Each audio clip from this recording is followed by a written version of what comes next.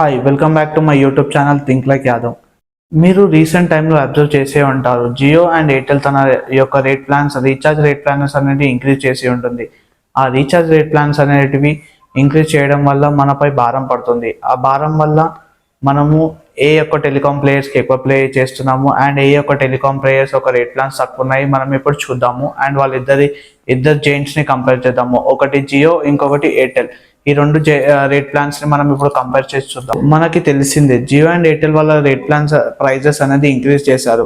ఆ ఇంక్రీజ్ చేయడం వల్ల ప్రతి ఒక్క Airtel customer and Jio customer ఇద్దరు గొడవ పడుతున్నారు, నీ నెట్వర్క్ గొప్ప నా నెట్వర్క్ గొప్ప అని. అండ్ వాళ్ళిద్దరు ఏం చేస్తున్నారంటే నీ ప్రైజెస్ అనేది కంపేర్ చేస్తున్నారు. ఇలా ప్రైజెస్ అనేది ఇంక్రీజ్ చేయడం వల్ల నీ పైన నా పైన భారం పడుతుంది. ఆ భారం ఏంటో ఫస్ట్ మనం ఇప్పుడు జియోతో చూద్దాము. అసలు జియో ఎప్పుడు ప్రారంభమైంది, జియో ఎలా ప్రారంభమైంది? సో ఫస్ట్లీ డిసెంబర్ 2015లో జియోని సాఫ్ట్ లాంచ్ చేశారు. దాని తర్వాత పబ్లిక్లోకి వచ్చింది సెప్టెంబర్ 2016లో పబ్లిక్లోకి వచ్చింది. ఆ పబ్లిక్లోకి వచ్చింది ఎలా వచ్చింది అంటే ఫ్రీగా సిమ్స్ డిస్ట్రిబ్యూట్ చేసి అండ్ ఫ్రీగా నెట్వర్క్ ప్రొవైడ్ చేసి 4G నెట్వర్క్. ఈ 4G networks and free SIM ఇవ్వడం వల్ల మాస్ పబ్లిక్లోకి సింపుల్గా వెళ్ళిపోయింది. ఇలా వెళ్ళినప్పుడు ఎయిర్టెల్ యొక్క ప్రైజెస్ చాలా హై ప్రైస్లో ఉంటుండే, ఎవరు కామన్ పబ్లిక్ దాన్ని ఎఫర్ట్ చేయలేకపోతుండే. అలాంటి టైంలో Jio free SIMs and free network launch చేసి పబ్లిక్లో చాలా పబ్లిక్ని అట్రాక్ట్ చేసింది. అలా అట్రాక్ట్ చేసిన తర్వాత జియో యొక్క ప్రైజెస్ చాలా మినిమల్గా ఉంటుంది, ఎయిర్టెల్తో కంపేర్ చేసినా కానీ వోడాఫోన్తో కంపేర్ చేసినా కానీ. సో ఇప్పుడు జియో తన యొక్క ప్రైజెస్ని ఫస్ట్ టైం ఇంక్రీజ్ చేసింది.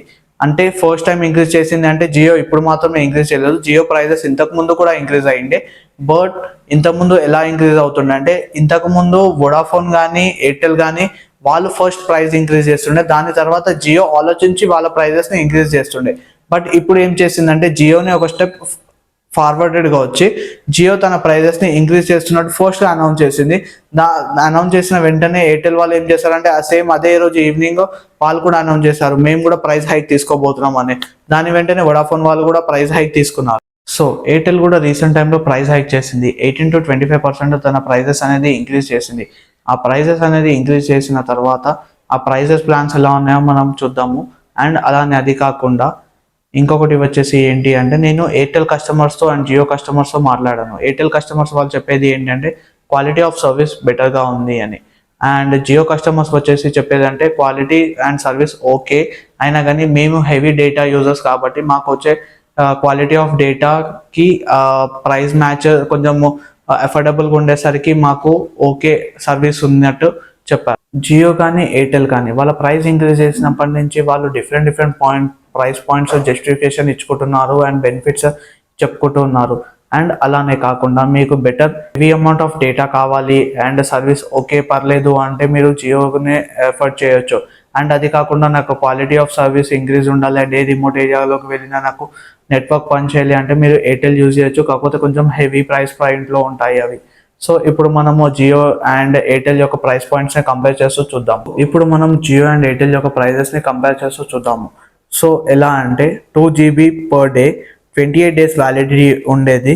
జియోలో వచ్చేసి 349 ఉంది అండ్ ఎయిర్టెల్ వచ్చేసి 409 ఉంది.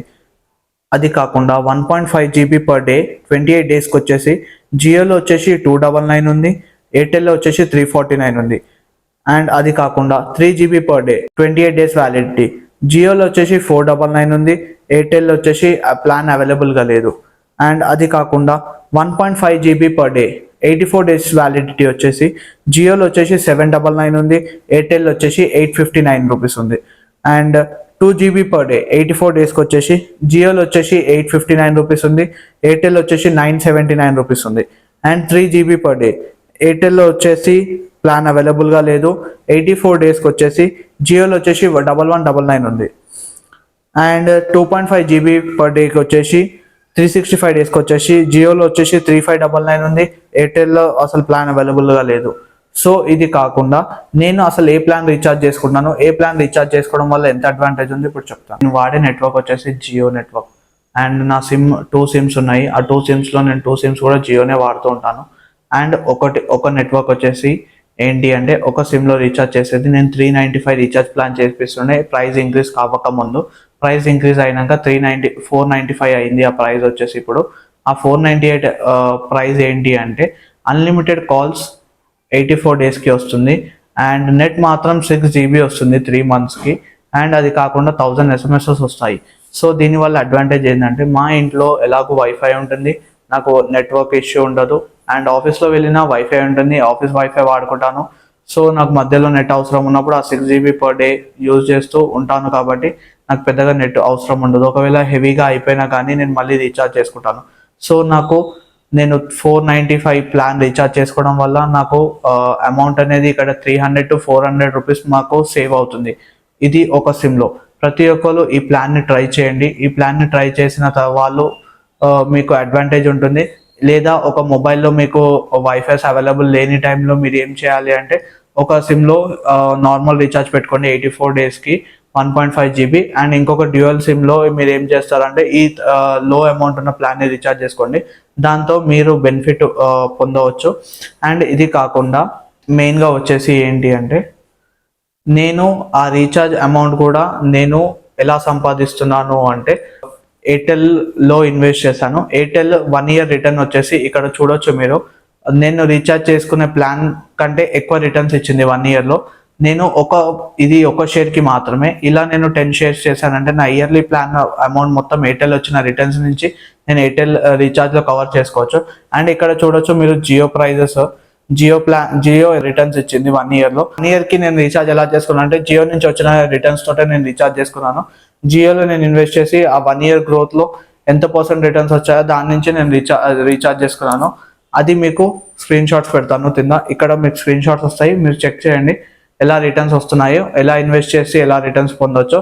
అండ్ వాళ్ళ నుంచి వచ్చిన రిటర్న్స్ తోనే మళ్ళీ కంపెనీకి ప్రొవైడ్ చేసి మనం రీఛార్జ్ కూడా పొందవచ్చు. ఇప్పుడు మీరు ఏ ప్లాన్ని రీఛార్జ్ చేసుకుంటారో కింద మెన్షన్ చేయండి కామెంట్ సెక్షన్లో. అండ్ ఈ వీడియో కనుక మీకు ఇన్ఫర్మేటివ్గా అనిపిస్తే లైక్ చేయండి, షేర్ చేయండి, సబ్స్క్రైబ్ చేయండి. Thanks for watching think like Yadav.